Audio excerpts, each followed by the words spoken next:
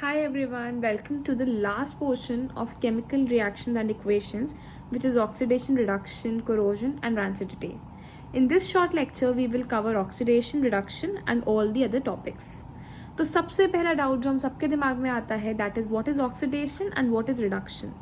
तो oxidation is defined as the gain of oxygen atom और the loss of hydrogen atom, while reduction is the opposite which is gain of hydrogen और loss of oxygen atom. ठीक है, तो किसी भी chemical reaction में अगर कोई सब्सटेंस या कोई कंपाउंड ऑक्सीजन गेन कर रहा है तो हम उसे क्या बोलते हैं, ऑक्सीडाइज्ड. और अगर कोई सब्सटेंस हाइड्रोजन गेन कर रहा है या ऑक्सीजन लूज कर रहा है तो उसको बोलते हैं reduce substance. Okay, example copper oxide plus hydrogen forms copper plus water. तो इसमें क्या होगा, जो CuO है वो रिड्यूस हुआ है कॉपर में और H2 जो है वो ऑक्सीडाइज हुआ है H2O में यानी वाटर में. Similarly zinc oxide plus carbon में जो जिंक ऑक्साइड है वो रिड्यूस हुआ है जिंक में और जो कार्बन है वो ऑक्सीडाइज हो गया है कार्बन मोनोऑक्साइड में. In this last example, that is MnO2 plus 4HCl forming MnCl2, 2H2O and chlorine. What is oxidized and what is reduced? What is oxidation and what is reduction? देखो, हमने अभी पढ़ा है reduction का मतलब क्या होता है, गेन ऑफ हाइड्रोजन और लॉस ऑफ ऑक्सीजन.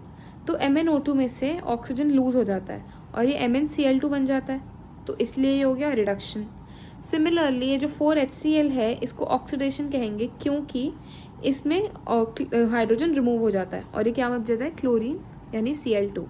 अब आप लोगों के दिमाग में डाउट आएगा कि हाइड्रोजन H2O को हमने वाटर को क्यों ऑक्सीडाइज और रिड्यूस नहीं माना. देखो, इन दोनों केसेस में बहुत ही ज़्यादा कॉन्ट्रडिक्शन हो जाएगी. अगर हम बोलते हैं ऑक्सीजन हाइड्रोजन ने ऑक्सीडेशन हुई है तो वो ओके है, ऑक्सीजन है. पर अगर हम बोल दें कि ऑक्सीजन को हम अलग मान लेते हैं O2 को और फिर बोल रिडक्शन हुई है तो भी गलत है. इसीलिए हाइड्रोजन का ऑक्सीडाइज होना या ऑक्सीजन का रिड्यूस होना दोनों स्टेटमेंट्स कॉन्ट्राडिक्टरी हैं. इसीलिए हम इस एग्जाम्पल में सिंपल मानते हैं कि HCl ऑक्सीडाइज हुआ है और MnO2 रिड्यूस हुआ है. Moving on to the last portion of our chapter is corrosion. When a metal is attacked by substances such as moisture, acids, etc., it is said to corrode and the process is called as corrosion. Okay, अब corrosion हम लोगों ने बहुत commonly देखा होता है.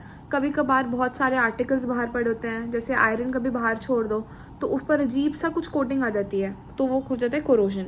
पर जो आयरन का corrosion होता है ना उसको हम बोलते हैं रस्टिंग, और रस्ट एक रेड ब्राउन पाउडर होता है. ठीक है, कुछ अलग एग्जाम्पल जो corrosion के हैं वो है tarnishing of silver etcetera. Okay, तो ये सारे एग्जाम्पल corrosion के अंडर आ जाते हैं. corrosion causes damage to car bodies, bridges etc. Of course ये मेटालिक बॉडीज को बहुत डैमेज करता है. corrosion के बारे में आप और पढ़ोगे चैप्टर नंबर 3 में, जहाँ पे आपको सब समझाया जाएगा कि corrosion होता कैसे है, इसके डिसएडवांटेजेस क्या हैं और इसको प्रोटेक्ट कैसे करते हैं. Now rancidity. When fats and oils stay in open, they get oxidized, becoming rancid or old and stale. Their food and taste changes by rancidity. जब भी हम किसी फैट्स या ऑयल्स को बहुत टाइम के लिए बाहर छोड़ देते हैं ना ओपन में, तो उनमें ऑक्सीडेशन हो जाती है, that is they gain oxygen. Okay, और उससे उनका टेस्ट बहुत गंदा हो जाता है और उनकी स्मेल भी बहुत ज़्यादा होती है. This process is called as rancidity. So this was all for this lecture and the chapter is completed now. If you have any doubts, you can tell me in the comment section below or DM me on Instagram to know about notes. Thank you so much.